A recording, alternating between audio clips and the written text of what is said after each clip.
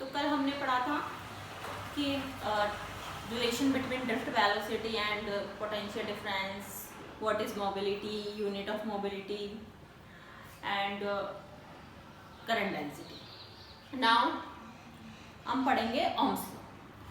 तो what is Ohm's law? तो scientist Ohm ने एक लॉ दिया, उसके according to Ohm's law we can say that if physical condition like temperature, cross sectional area of conductor, length of conductor is remain constant, then current flowing through the conductor is proportional to the potential difference of the conductor। यानी हमने कहा कि हमारा according Ohm's law, ओम का क्या नियम है, ओम का क्या लॉ है कि if physical conditions constant हैं like that temperature, pressure, cross sectional area and length of the conductor, then current flowing in the conductor is directly proportional to potential difference across the conductor। suppose that ये हमारा कोई conductor है, इस conductor में इसकी length है L, length of the conductor is L, cross sectional area is A, temperature और pressure हमने फिक्स किया है और कोई मटेरियल ले लिया हमने और इसमें हमने अप्लाई किया वोल्टेज V। तो जो हमने वोल्टेज अप्लाई किया वो इसमें पास होने वाली करंट की प्रोपोर्शनल होगा। तो ये हमारा ओम्स का लॉ है कि V is proportional to I। This is the mathematical form of Ohm's law. तो now we can say V is equals to IR, where R is proportionally constant, जिसको हम रेजिस्टेंस ऑफ कंडक्टर भी कहते हैं। तो हम कह सकते हैं कि हमारा resistance of conductor R is equals to, from this equation 1 R is equals to V upon I and unit of resistance is ohms। जो इसका ऐसा यूनिट है रेजिस्टेंस की वो है हमारी ओम, और वैसे हम इसकी यूनिट निकाले तो unit of R is equals to ohm, which is equals to volt per ampere।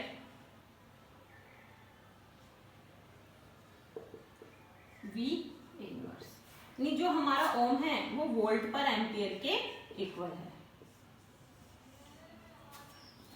अब हम बात करते हैं कि जब हमारा ओम्स ने कहा कि V is proportional to I, यानी V is directly proportional to I, तो हम V और I के बीच में अगर ग्राफ प्लॉट करेंगे तो ग्राफ हमारी एक स्ट्रेट लाइन होगी।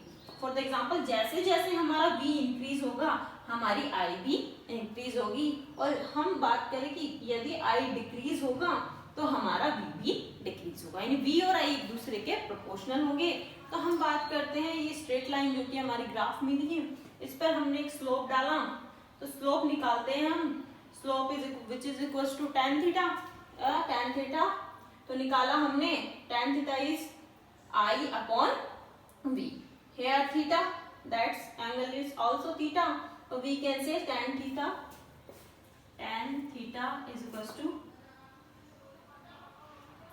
I which is equals to I and this is also equals to V। तो tan theta is equals to I upon V which is reciprocal of resistance। So we can say the slope of the graph is reciprocal of the resistance। यानी Ohm's law के according जब हम V is proportional to I करते हैं और V और I के बीच में ग्राफ खींचते हैं तो जो हमें ग्राफ प्राप्त होगा वो स्ट्रेट लाइन मिलेगा, और स्ट्रेट लाइन पर हम स्लोप डालेंगे तो वो स्लोप हमारा रेजिस्टेंस के रेसिप्रोकल होगा। हमारा नेक्स्ट टॉपिक है डिडक्शन ऑफ ओम्स लॉ। तो हम ओम्स लॉ को कैसे डिडक्ट करेंगे, तो हम यहाँ कहेंगे कि relation between drift velocity and electric current is given by I equals to NeAVD, जो हमने पिछले लेक्चर में पढ़ चुके हैं। तो जो हमारी इलेक्ट्रिक करंट और ड्रिफ्ट वेलोसिटी का रिलेशन है I is equals to NeAVD, where N is electron density, E is charge on electron, A is cross sectional area of conductor and VD is drift velocity and current density जो हम कल के lecture में पढ़ा था हमने, which is equals to J is equals to I upon A। Current density की definition थी हमारी, current flow through a unit normal area. तो एक यूनिट नॉर्मल एरिया से जितनी करंट फ्लो होती है वो हमारी करंट डेंसिटी थी। तो हम लिख सकते हैं J equals to I upon A, और here I equals to NA VD, put the value of I, we can say NEA VD upon A। तो नाउ A से क्रॉस हो गया हमारा, तो NE VD, then we can say the current density J equals to NE VD। And drift velocity का जो हमने expression find किया था वो था हमारा VD equals to E upon M। अब यहाँ देखिए हमारा है ये ड्रिफ्ट वेलोसिटी और ये हमारी current density.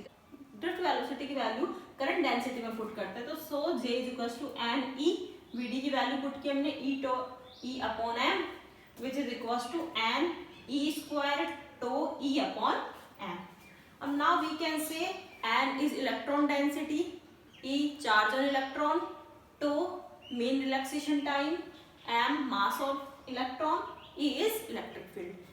We know that E and M are always constant because we know electron or charge and mass of electron is always constant, and N electron density and τ mean relaxation time। ये particular जो हमारा metallic conductor है, किसी भी metal के लिए हमारा electron density भी कांस्टेंट होगा और मीन रिलैक्सेशन और टाइम भी कांस्टेंट होगा। तो हम कोई भी पर्टिकुलरली मेटल ले रहे हैं तो ये हमारे कांस्टेंट है। हम कह सकते हैं electron density and mean relaxation time is the characteristics of metal. तो हम मेटल की बात करेंगे तो उसके लिए कोई भी मेटल लेंगे तो उसके लिए एन और टो कांस्टेंट होगा, किसी अदर मेटल के लिए अदर होगा। जैसे फॉर द एग्जांपल आयरन का कोई कंडक्टर ले रहे हैं, आयरन के लिए एन एंड टो हमारे कांस्टेंट है। अगर हम कॉपर का लेंगे तो उसका अलग होगा एन एंड टो, लेकिन कॉपर का कोई भी मटेरियल लेंगे तो उसका एन एंड टो हमेशा कांस्टेंट रहेगा। तो N and tau is the characteristics of metal. कह सकते हैं कि ये जो हमारी टर्म है, दिस टर्म इज कांस्टेंट, तो this term is known as conductance of conductor. तो ये जो हमारी टर्म कांस्टेंट टर्म है ये किसके नाम से जानी जाएगी? कंडक्टेंस, जिसको हम सिग्मा से डिनोट करते हैं। तो now current density J is equals to, this is sigma E in vector form. We know that current density is vector quantity and electric field is also vector quantity। हम यहाँ देखेंगे कि हमारी current density is directly proportional to electric field because sigma is constant for a given metallic conductor. कोई भी metallic conductor है उसका sigma constant होगा, तो हम कह सकते हैं J is equal to sigma E and J is proportional to E। अब this equation the microscopic form of Ohm's law। ये Ohm's law का microscopic form, equation the microscopic form of the Ohm's law। ये Ohm's law का microscopic form है। इन जो long range के हमारे electric field है उसमें कंडक्टर के लिए इक्वेशन वैलिड होती है। अब हम बात करते हैं इलेक्ट्रिक फील्ड की। Electric field produce on a conductor which length is L। Suppose that here conductor length is L, potential difference across the conductor is V, then electric field generate on this conductor E is equals to V upon L, and current density V is equals to I upon A, which is equals to sigma E, and put the value of E which is equals to V upon L. We can say I upon A is equals to V upon L sigma.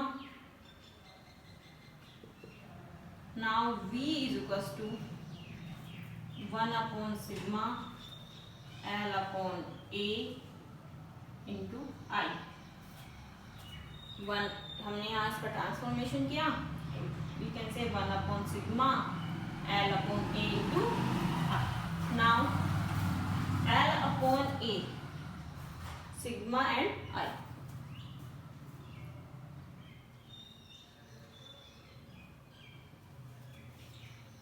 and current density J is equals to I upon A, which is equals to sigma E. I upon A, put the value of E, which is equals to VL into sigma. So now we can say V is equals to 1 upon sigma L upon A into I. We know that rho is equals to 1 upon sigma. Rho is the resistivity of conductor, which is the reciprocal of the conductance of the conductor. तो हमारा रो है वो conductance का क्या है, reciprocal है.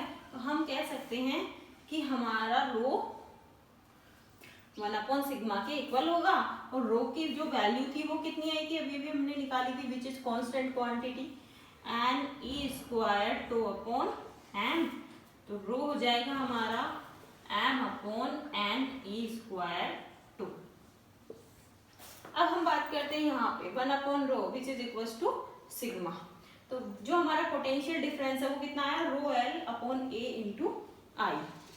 अब जो हमारी ये टर्म है, length of the conductor, cross sectional area of the conductor and resistivity of the conductor, ये तीनों टर्म हमारी कांस्टेंट होती है फॉर गिवन मेटालिक कंडक्टर. हमने कोई भी कंडक्टर ले लिया तो उसकी लेंथ भी फिक्स हो जाएगी, कांस्टेंट रहेगी, और उसका क्रॉस सेक्शनल एरिया भी कांस्टेंट रहेगा, और उसकी रेजिस्टिविटी जो कि मेटल पे डिपेंड कर रही है वो भी कांस्टेंट रहेगी. तो हम कह सकते हैं तीनों क्वांटिटी हमारी कांस्टेंट होगी, जिसको हम किसके इक्वल मान लेते हैं, आर के इक्वल मान लेते हैं. R is equals to rho L upon A. हम कह सकते हैं V is equals to R I and this is constant quantity, that means V is proportional to I. ये हमारा ओम्स लॉ है, यानी ओम्स लॉ का हमने डिडक्शन कर लिया from the drift velocity and current के और करंट डेंसिटी के रिलेशन से. हमारा आ गया V is proportional to I, और ये हमारा कांस्टेंट क्वांटिटी है जो कि गिवन मेटालिक कंडक्टर पर डिपेंड करती है. ओम्स लॉ की फॉर्म है जिसको हम लिखते हैं V is equals to I R. ये हमारी मैक्रोस्कोपिक फॉर्म.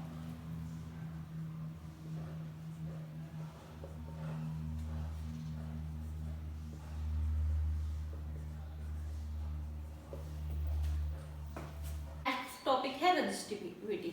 हमने पढ़ा था ओम्स लॉ में V is proportional to I and which V is equals to IR. तो ये R है हमारा रेजिस्टेंस ऑफ द जो कंडक्टर है वो किस पर डिपेंड करता है, जो हमारा कंडक्टर है उसकी लेंथ पे डिपेंड करेगा और कंडक्टर के क्रॉस सेक्शनल एरिया पे डिपेंड करेगा. तो हम कह सकते हैं resistance of the conductor is directly proportional to the length of the conductor L and inversely proportional to the area of cross section A. तो हम देखते हैं R is proportional to L upon A. Now we can say R is equals to rho L upon A. यहाँ proportionally constant क्या है हमारा रो, जिसको हम कहते हैं resistivity of the metallic conductor. जो भी हमने मेटल लिया है कंडक्टर का उसकी रेजिस्टिविटी क्या है हमारी, रो. अब हमने पढ़ा था अभी लास्ट कि sigma is the conductance of the conductor which is equals to N E square 2 upon M.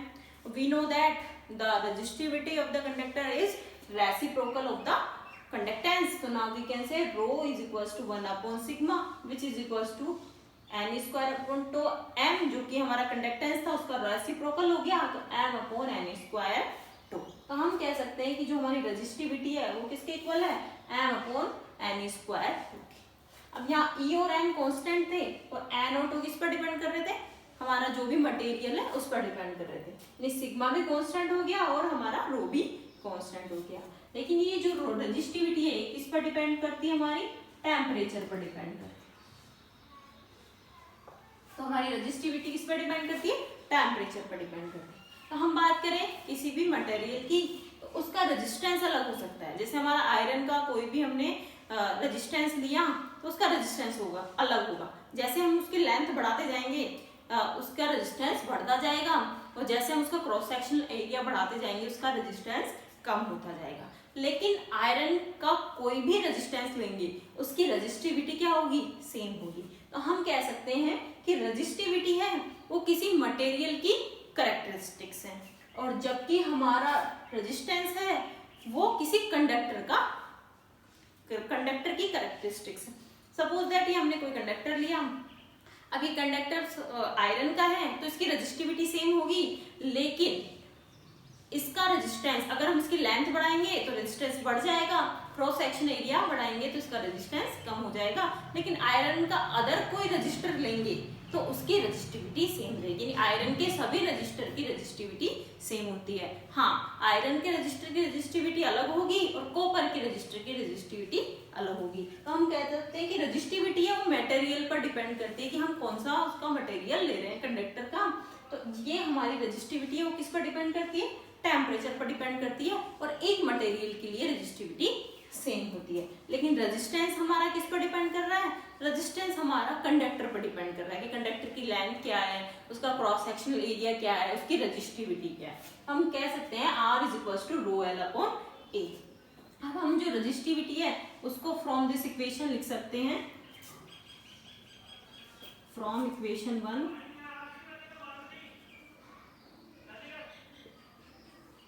rho resistivity is equals to RA/L.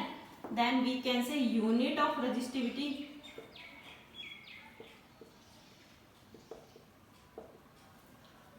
the unit of resistance is equals to ohm, and here meter square, cross section area की unit, length की unit meter, तो the unit of resistivity is ohm meter।